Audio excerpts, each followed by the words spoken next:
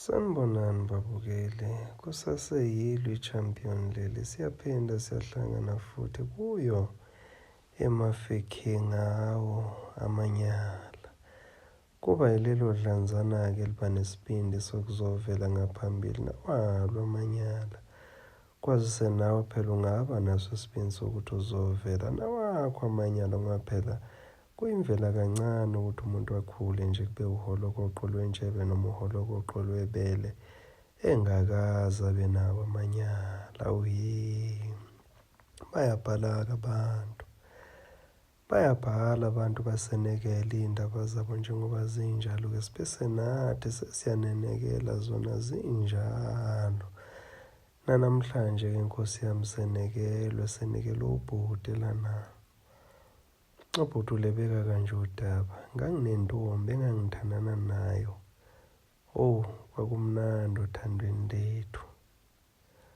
Kwakumnandi kuhlezi kuyinjabulo sifonelana amalanga wonke, sithekstana amalanga wonke. Ngangiqhelile-ke ngokomsebenzi, naye eqhelile usisi ngokomsebenzi. Kodwa ngangenza sure ukuthi njalo uma kuphela inyanga ngiyagibela ngiya kuye. Naye ngokunjalo mengabe kuyena oza kimi makuphela leyo nyanga kube uye. Kodwa nje inyanga nenyanga sasenza sure ukuthi siyabonana. Saqhubeka nothando lwethu, waphela unyaka.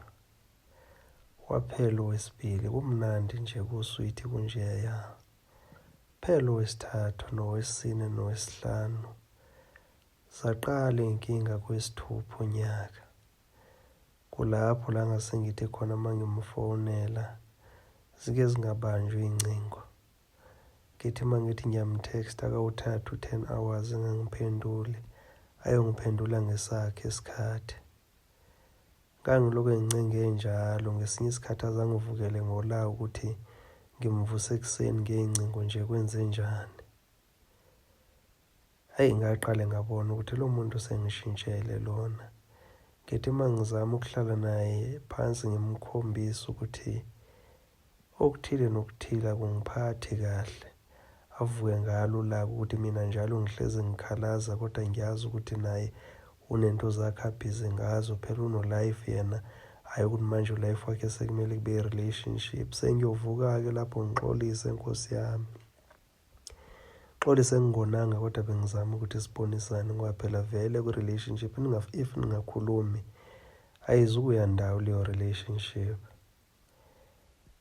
Ngangiphila ngokuxolisa-ke noma ngingonanga ngithi ngiyazama ukulungisa. Zayi izinto ziba worse. Osokuphela u-3 days singakhulumi. Ngizama mina kwelami isayidi ukumkhulumisa. Uyobuya ngelakhe ilanga asho ukuthi ube matasa uyaxolisa, ubengakwazi ukuthinta ifoni. Ngiyo-understand-a ngoba phela ngibalekela kona ukuthi angangibhokeli ngolaka. Kuthe nganyanga thizeni ngizama ukumfonela. Ngimfonelela kona phela ukuthi ngifuna ukuyomvakashela njengoba esihlezi senza nyanga zonke. Yize ngezinye inyanga wayekangivimba athi ngengezi uzobe engekho nomndeni wakhe. Nangempela-ke ngiyolinda-ke ngingayi. Azange ayibambe ifoni ngaleyo nyanga leyo. Ngizama ukumazisa phela ukuthi ngiyeza. Kuqhubeke-ke isikhathi-ke ngilo ngizama ukumfonela ayilutho mani. Akafoneleki. Ngibona ukuthi ngcono ngimsurprise-ke makunjalo ngihambe ngimthengela upoyoyo nokukhanana nje izinto ezimnandi. Ngithi ngifuna ukumsurprise. Ngithanda ukubambezeleka-ke i-delay yamateksi, ngibambezeleke lapho kuze kucace ukuthi ngiyofika ebusuku kwakhe. Mangifika futhi ngiqaphela ukuthi wayekhona ngoba ngafika ngingakhiwe ngaphandle. Ngithi anginganokhi vele ngifuna ukuzomsurprise uDali. Ngisivule kancane isivalo lesi. Ngisivule ngibe sengiyangena emqondweni wami ngicabanga ukuthi ayivele uzilalele. Ngene kancane ngichwechwe ngibeka izinto lapha cala kwekhabethe ngibe sengichwechwela ngasekamereni. into engayibona. Angiyifiseli omunye umuntu wesilisa ukuthi ayibone le nto engayibona mina. Into engayibona yangethusa kakhulu. Wayengakaze mina ngikhothe induku, kodwa ngafika eguqe ngamadolo. Indoda wakweqile amehlo wathe, "Ela ngolimi endukini." Ngake ngathula ngabukela. Kukhala ufixifixe sound emlomeni wakhe enza le nto ayenzayo. Kwathi ukusuka ngahlehla ngabuyela emuva. Ngathatha oplastiki bami ngaphuma, ngawuvala kahle umnyango. Ngahamba ngawulala komunye umjidi engangithi uma ngikhona lapha kakhe siyophuza naye. Ngafike ngamchazela udaba umjidi. Wathi umjidi amangilali ngoba ngizenza into engeke izibe right lapha mangaya ngisanomsindo kanje. Ngalala nangempela inhliziyo yami iphuke yamaphisa. Ngavuka ekuseni ngabamba iteksi ngaphindela kowami umqasho. Wangithinta ngakusasa emini. Watsho ukuthi izolo bebhizi kakhulu, uyaxolisa ukuthi angayibambi ifoni. Uyabona bengizama ukumfonela. Ngasho ngathi ayakho inkinga. Wabuza ukuthi bengifuna ukuthini, ngamtshela ukuthi bengifuna ukumvakashela. Wathi hayi, uyeza yena manje uzogibela. Ngathi akho nkinga. Wagibela nangempela wafika. Wathi mayifika ngathi mangimbheka zavene zazehlela inyembezi.